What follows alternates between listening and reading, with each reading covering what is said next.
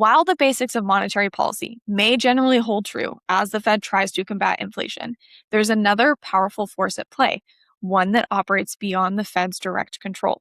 That force is the bond market, and one of the key terms is that term premium. To understand what Wall Street is really watching here, you have to look past the Fed funds rate and turn your attention to bond yields, and specifically the 10-year US Treasury yield.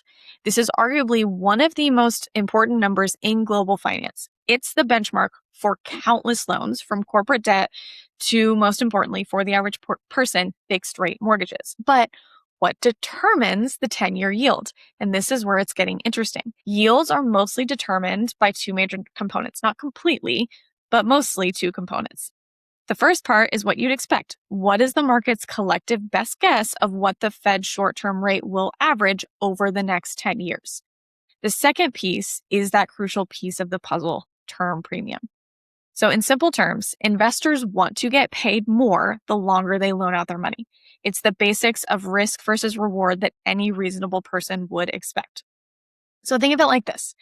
If a friend comes to you and asks to borrow $100, but they'll pay you back by the end of the week, you're not taking a ton of risk on. So long as you believe that person is trustworthy and capable of paying you back, welcome to underwriting.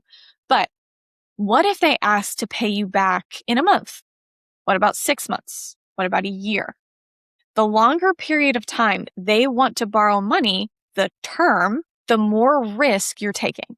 So if you're taking more risk, what do you want to get? More reward. Or else why would you take the risk? Because more time equals more uncertainty, and a lot can happen. So the extra compensation is this term premium. It is the additional yields that investors demand for the risk of holding a long-term bond instead of just rolling over a series of short-term ones. It's the market's price for uncertainty about things like future inflation and interest rate changes, among other things. But much like so many things in economics, this premium is not a fixed number. It's dynamic. It fluctuates based on investors' changing fears and risk perceptions.